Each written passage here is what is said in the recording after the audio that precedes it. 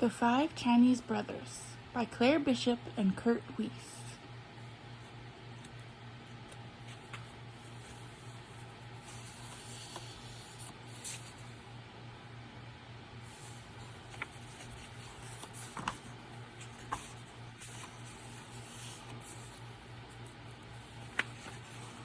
To my father, who made me love China, and my mother, a born storyteller. The Five Chinese Brothers. Once upon a time, there were 5 Chinese brothers, and they all looked exactly alike. They lived with their mother in a little house not far from the sea. The first Chinese brother could swallow the sea. The second Chinese brother had an iron neck. The third Chinese brother could stretch and stretch and stretch his legs. The fourth Chinese brother could not be burned, and the fifth Chinese brother could hold his breath indefinitely.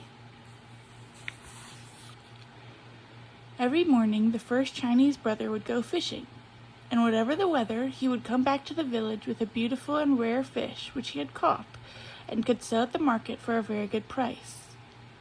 One day, as he was leaving the marketplace, a little boy stopped him and asked him if he could go fishing with him. "No, it cannot be done," said the first Chinese brother. But the little boy begged, and finally the first Chinese brother consented.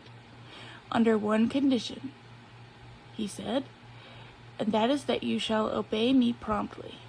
"Yes, yes," the little boy promised. The next morning, the first Chinese brother and the little boy went down to the beach.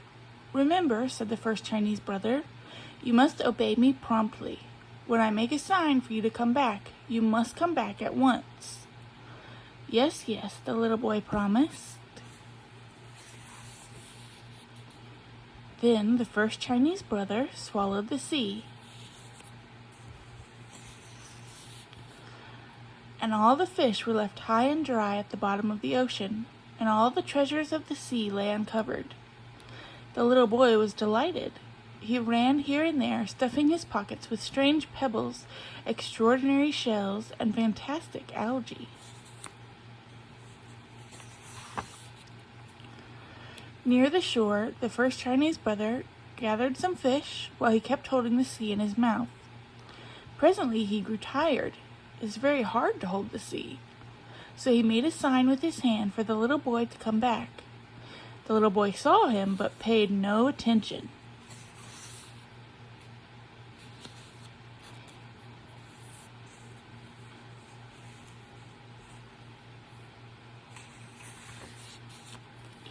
The first Chinese brother made great movements with his arms that meant, "Come back!" But did the little boy care? Not a bit. He ran further away. Then the first Chinese brother felt the sea swelling inside him, and he made a desperate measure to call the little boy back. But the little boy made faces at him and fled as fast as he could. The first Chinese brother held the sea until he thought he was going to burst. All of a sudden the sea forced its way out of his mouth and went back to its bed, and the little boy disappeared. When the first Chinese brother returned to the village alone, he was arrested and put in prison, tried and condemned to have his head cut off. On the morning of the execution, he said to the judge, "Your Honor, will you allow me to bid my mother goodbye?" "It is only fair," said the judge. So the first Chinese brother went home, and the second Chinese brother came back in his place. All the people were assembled on the village square to witness the execution. The executioner took his sword and struck a mighty blow. But the second Chinese brother got up and smiled. He was the one with the iron neck, and they simply could not cut his head off. Everybody was angry, and they decided that he should be drowned. On the morning of the execution, the second Chinese brother said to the judge, "Your Honor, will you allow me to go and bid my mother goodbye?" "It is only fair," said the judge. So the second Chinese brother went home, and the third Chinese brother came back in his place. He was pushed on a boat, which made for the open sea.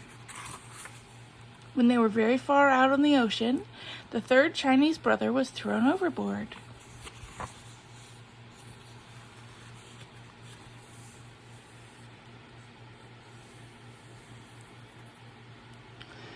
But he began to stretch and stretch and stretch his legs way down to the bottom of the sea. And all the time,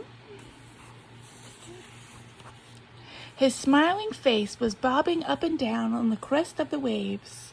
He simply could not be drowned. Everybody was very angry, and they decided that he should be burned. On the morning of the execution, the third Chinese brother said to the judge, "Your Honor, will you allow me to go and bid my mother goodbye?" "It is only fair," said the judge. So the third Chinese brother went home, and the fourth Chinese brother came back in his place. He was tied up to a stake. Fire was set to it, and all the people stood around watching. In the midst of the flames, they heard him say, "This is quite pleasant." "Bring some more wood," the people cried. The fire roared higher. "Now it is quite comfortable," said the fourth Chinese brother, for he was the one who could not be burned. Everybody was getting more and more angry every minute, and they all decided to smother him. On the morning of the execution, the fourth Chinese brother said to the judge, "Your Honor, will you allow me to go and bid my mother goodbye?"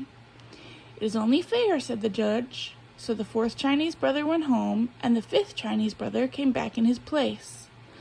A large brick oven had been built on the village square, and it had been stuffed with whipped cream. The fifth Chinese brother was shoveled into the oven, right in the middle of the cream. The door was shut tight, and everybody sat around and waited. They were not going to be tricked again, so they stayed there all night, and even a little into the morning and even a little after dawn, just to make sure. Then they opened the door and pulled him out. He shook himself and said, "My, that was a good sleep." Everybody stared open-mouthed and round-eyed, but the judge stepped forward and said, "We have tried to get rid of you in every possible way, and somehow it cannot be done. It must be that you are innocent." "Yes, yes," shouted all the people. So they let him go, and he went home. And the five Chinese brother and their mother all lived together happily for many years. The end.